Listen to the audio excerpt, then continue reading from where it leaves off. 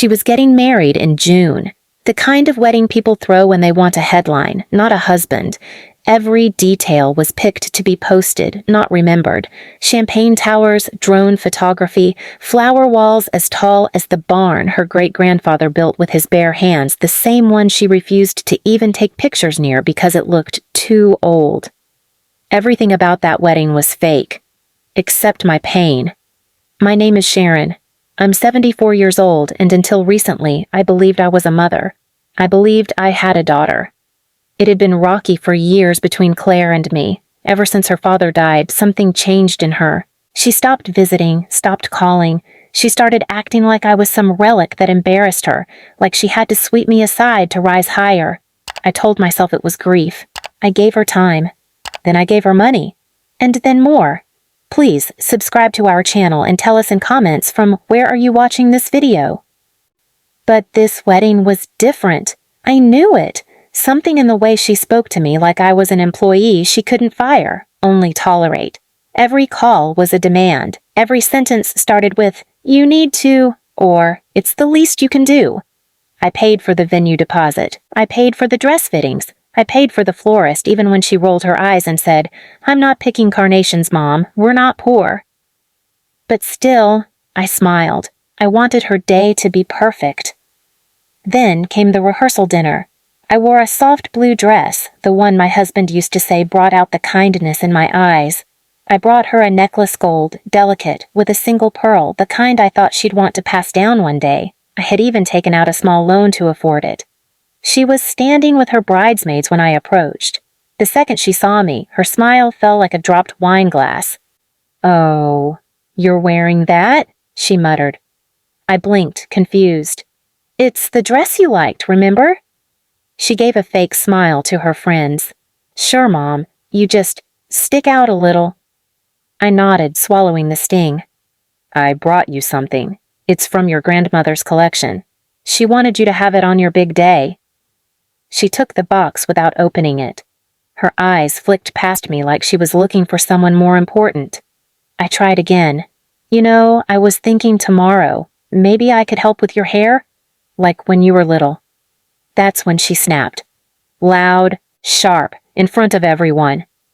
She stepped in close, just enough that the crowd couldn't hear every word, but loud enough that the bridesmaids all froze. "You should have died before my wedding." I couldn't breathe.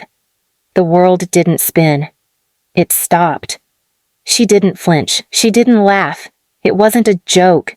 She said it with her jaw tight, her teeth barely parting, her eyes full of disgust, like I was a stain she couldn't bleach out of her perfect white day. I stood there, holding that pearl necklace, trying to remember if I had done something, if I had ever failed her so badly that death seemed like the better option. She turned away.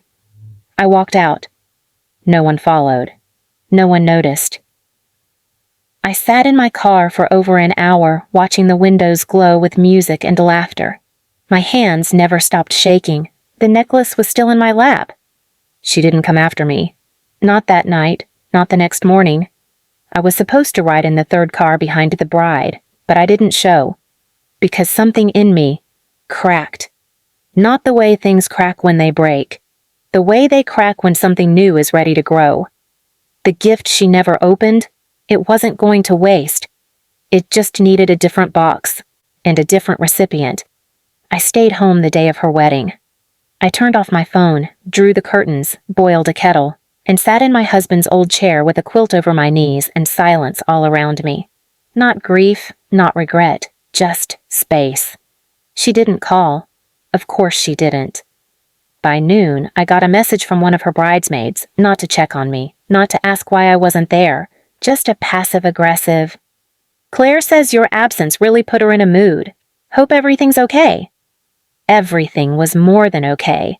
Everything was finally clear. You see, Claire had always known how to wound with sweetness. She used shame like thread, stitching people into obligation. She never screamed, not until yesterday. That was new and final. She told me to my face, "You should have died before my wedding." And with those words, she buried something far more permanent than my body. So, While she walked down an aisle she didn't deserve, I walked into a law office. I had no appointment. The receptionist blinked when I asked for a divorce attorney. "For yourself?" she asked. "No," I said calmly. "For my daughter." She tilted her head in confusion. "I don't understand." I smiled. "She's about to. Because here's the truth. 2 months earlier, I had received something in the mail. A strange document with my name listed as co-owner on a joint account. I called the bank, confused, only to learn Claire had listed me as a silent guarantor for her husband's startup loan, a loan she wasn't qualified for on her own. I didn't scream. I didn't argue. I just collected the paperwork. Because I knew one thing. Claire's new husband, Evan, had no idea how deep her lies ran, and if she could fake respect for me, the woman who raised her, she could fake anything. But Evan? He was different. I had spoken to him a few times. A good man, polite, nervous around Claire's mood swings, a little too eager to please, and that made him reachable. I called him 3 days after the wedding. "Hi, Evan," I said softly.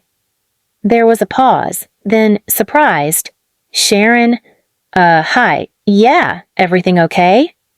I think we should talk, just you and me." We met at a small cafe. I brought copies of the loan, of the forged signature, of Claire's text to the bank manager that read, "Don't worry, my mom won't say a word. She does whatever I tell her." He read them slowly. His hands trembled. He looked like a man realizing his house had been built on a sinkhole. "She told me you offered to help," he said quietly. "Said you insisted." "She lied." His eyes closed. "She said you didn't come to the wedding because you were jealous." That one almost made me laugh. Almost. I reached into my bag and handed him something else. Not the necklace. Not a photo. But a neatly typed letter, one he could take to a lawyer, one that proved the loan was not only fraudulent, but void, because Claire hadn't just forged my name. She'd used funds she didn't own to secure collateral that didn't exist.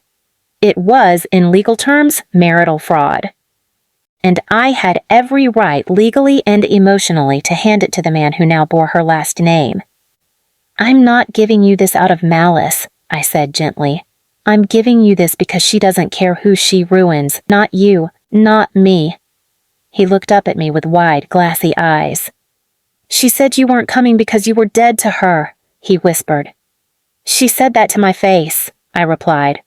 "So now I'm just honoring her wish." He took the letter. I stood, and I left the pearl necklace on the table beside his coffee cup. No note, no explanation. Just a symbol, a reminder that some gifts come in silence, and some debts don't wait to be inherited.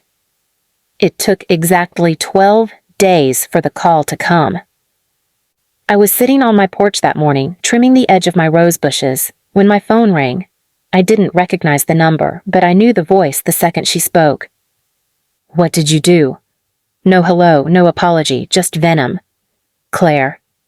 I took my time answering, let the shears snip one more branch. Then calmly, "Is something wrong, sweetheart?" Evan left. He packed up and moved out. He said you opened his eyes and gave him papers. You told him I committed fraud? "I didn't tell him," I said softly. "I showed him." Her breath caught, and for the first time in a long time, there was no edge to her voice. Just fear. "You destroyed my marriage," she hissed. "You embarrassed me. He's already filing. Do you know what people will think?" I looked out at the road, empty and peaceful. The same road I had driven home on after she cursed me at her rehearsal dinner. The same road I'd cried on. Shaken on.